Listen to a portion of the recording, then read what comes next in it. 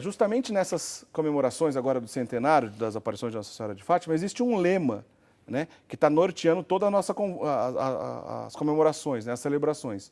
Esse lema foi própria Nossa Senhora que ensinou, que passou essa informação, vamos dizer assim? Sim, eu acho que a comissão, digamos assim, para as comemorações do centenário, esta comissão foi muito feliz quando escolheu como lema uma expressão que Nossa Senhora pronunciou na segunda das 6 aparições, né? Quando ela disse que o meu coração imaculado conduzir-vos-á até Deus.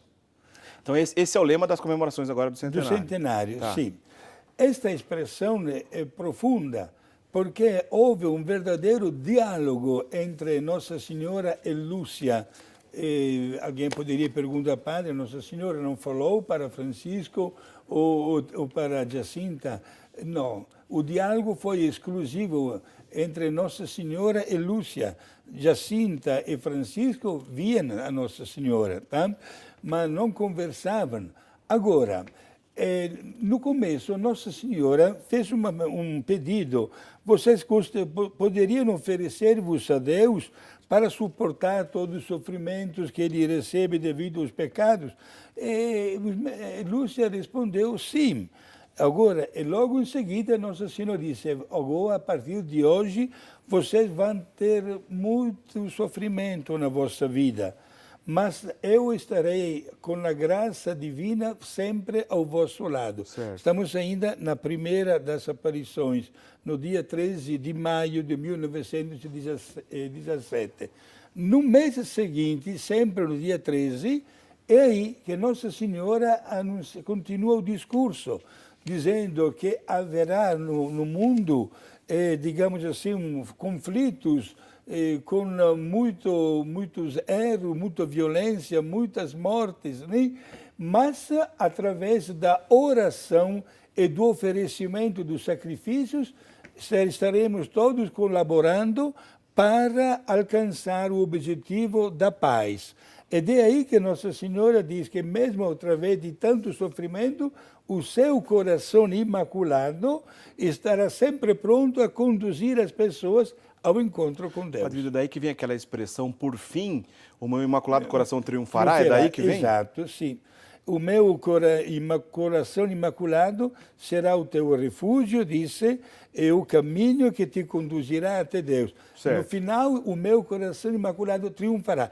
E aí que nasce também a expressão de Nossa Senhora, repetida várias vezes, de fazer algo para convencer as autoridades religiosas, até chegar ao Papa, para consagrar até a Rússia ao coração imaculado de Nossa Senhora. Padre Guido, o senhor comentou então da primeira aparição, 13 de maio, da segunda, 13 de junho, mas a 13 de julho, que foi a terceira aparição, teve algo diferente, extraordinário. Sim, Quer dizer, a coisa começou a ficar mais séria, talvez, vamos dizer assim, para essas crianças? Não somente séria, até chocante. Certo. Porque naquele dia 13 de julho, Nossa Senhora mostrou como se fosse um telão, digamos assim, o inferno. Certo. E os meninos ficaram, sinceramente, traumatizados, a tal ponto que, ao término desta aparição, que durou mais ou menos uns 10 minutos também, fizeram logo entre si um entendimento. Olha, não vamos contar para ninguém o que nós acabamos de ver com os nossos olhos. Só que, digamos assim, eram crianças, né? Naquela mesma noite seguinte, Lúcia, a menina com 10 aninhos, não conseguia dormir. Se virava lá na cama e não conseguia dormir. Estava muito agitada e a mamãe, que estava dormindo no quarto ao lado, percebeu que a sua menina não estava bem. Se levantou e foi dizer o que aconteceu, por que não consegue dormir. E foi aí que Lúcia se abriu com a mamãe e terminou até aquela promessa de manter a discrição e o silêncio. Vejam só a frase que esta menina disse para a mamãe. Mãe, hoje aquela senhora, não sabia que era Nossa Senhora, aquela senhora tão bonita nos mostrou o inferno. Agora, E as almas que caem para o inferno são parecidas às folhas que caem das árvores quando chega o período de outono ou inverno. Por isso, uma frase muito chocante até na mentalidade de uma criança de 10 anos, porque nós sabemos que quando chega a estação do outono e inverno, não damos conta, né, de varrer o jardim ou as estradas, etc., que as folhas caem. E Nossa Senhora disse para os meninos, naquela oportunidade, muitas almas caem no inferno porque não tem ninguém que reze para elas. Daqui a necessidade, minha gente, da oração para resgatar uma pessoa do seu erro. A oração pela conversão dos pecadores. A oração para que alguém possa partir para uma experiência diferente de vida. E até hoje, Diácono Érico, podemos afirmar com toda sinceridade, celebramos com alegria o centenário das aparições de Fátima, mas o maior milagre que acontece em Fátima diariamente é o milagre da confissão. Milhares e milhares de pessoas encontram sempre sacerdotes vindo de tantos lugares do mundo que se colocam à disposição para o atendimento do sacramento da confissão. Não é à toa que Fátima é conhecido como o altar do mundo. Exato. O altar do mundo.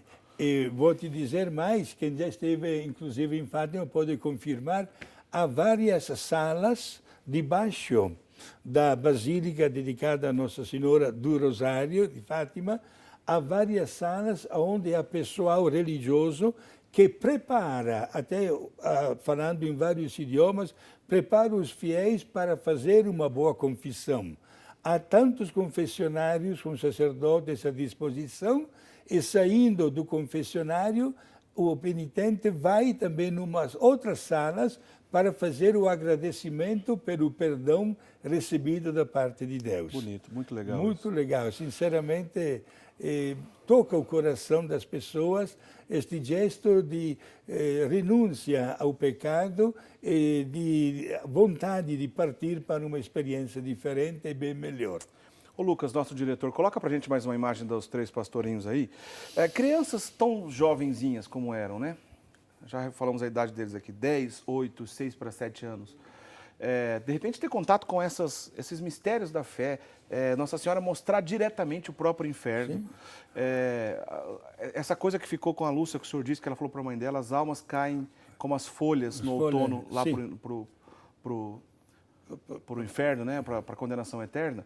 Isso gerou nelas, Padre Guido, um coração extremamente, né, comovido, dócil, a ponto de fazer penitências simples de criança, Sim, mas muito profundas no seu significado. Exato. Né? Gostaria de dizer, Diácono Érico, uma coisa importante.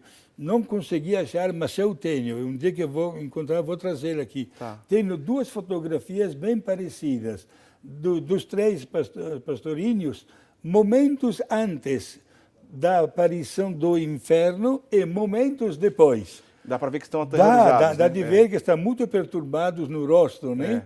E a partir daquele instante, os 3 colocaram como projeto de vida de desfrutar no máximo das oportunidades para, através do sacrifício de pequenas ou grandes até renúncias, temos que entrar na mentalidade de uma criança, agradar a Deus para que alguém se possa converter graças ao valor, né, ao fruto do seu sacrifício.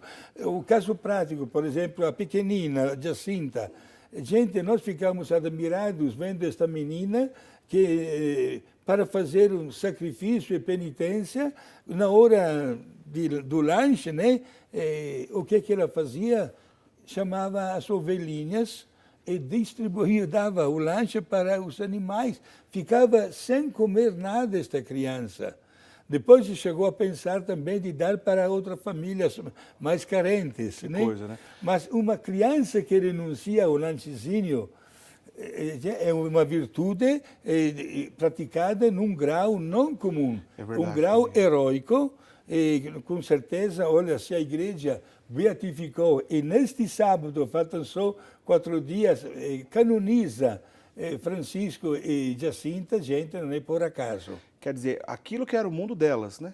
Elas eram pastores, né? Pastorinhos ali, cuidavam das ovelhas, levavam certamente o seu lanchinho para sair de casa, pois corriam grandes caminhos.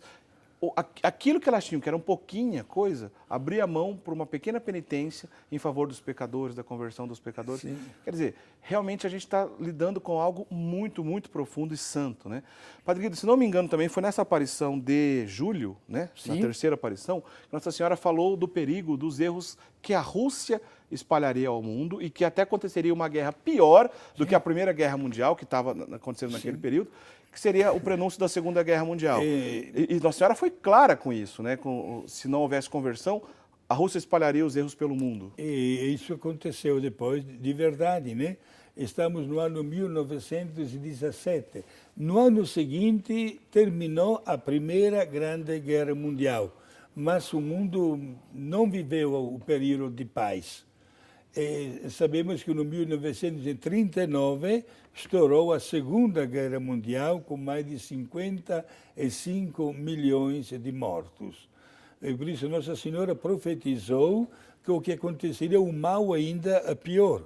E talvez ainda a grande necessidade que Maria manifestou, comunicando a Lúcia, de fazer algo, de fazer até o possível para que até o Papa consagrasse de imediato, né, a Rússia ao seu coração imaculado.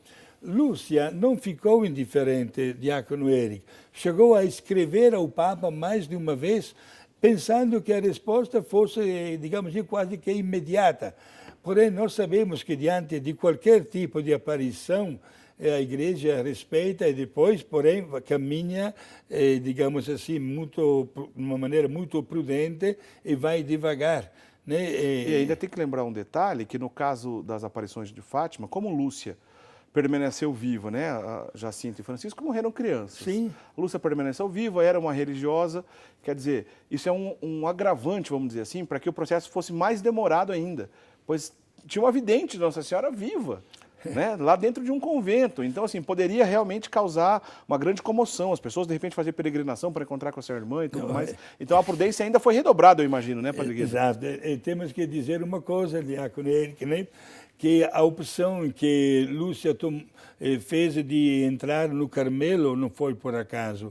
Que no começo ela optou por uma outra congregação das irmãs Doroteias, se não me engano. Da Doroteias, exato. Só que não dava conta de atender as caravanas que chegavam lá. Todos queriam ter um diálogo, conversar, etc., saber algo de especial. E Lúcia não se sentiu plenamente realizada, por isso optou, de acordo com o seu diretor espiritual, para o silêncio do Carmelo. E lá no Carmelo, ela viveu praticamente até chegar à idade de 97 anos.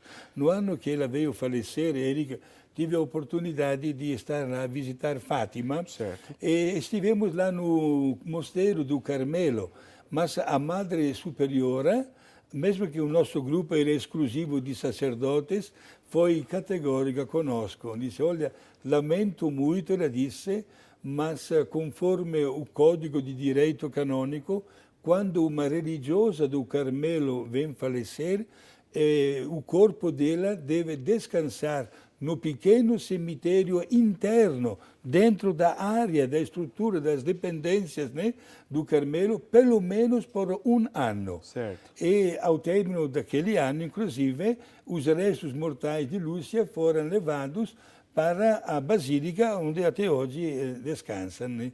Ao lado do altar, de um lado temos Jacinta, os restos mortais de Jacinta e de Francisco, certo. Do outro lado temos de Lúcia. Padre Guido, toda vez que a gente entra nesse assunto, e aqui vale lembrar que a gente fala de uma revelação particular, e é o caso de Nossa Senhora de Fátima, do episódio de Nossa Senhora de Fátima com essas crianças, a gente tem que abrir esse parênteses, né? Porque a revelação divina ela acontece de um período muito longo, né? Desde os antigos profetas, patriarcas, Sim. A relação de Deus com os homens no Antigo Testamento, depois com a chegada de Jesus encarnado aqui no nosso meio, a encarnação do Verbo, etc. Depois os apóstolos, Jesus deixa os apóstolos, morre, ressuscita tudo mais. Com a morte do último apóstolo se encerra a revelação divina. Né? Ali acabou. Deus já revelou o que tinha que revelar. na sequência, a igreja vive, né? E é a guardiã dessa revelação divina. Acontece que depois desse período, depois da morte do último apóstolo, diversos acontecimentos na história, a chamada revelação particular, né, pois diz respeito a um ponto, a alguém, a um santo, a um místico, no caso aqui na Senhora de Fátima, a essas 3 crianças, os 3 pastorinhos, Nossa Senhora, o próprio Cristo, de alguma forma, comunica com o seu povo, e o conteúdo daquela mensagem não é tratado como conteúdo de verdade de fé, no que diz respeito à própria revelação divina.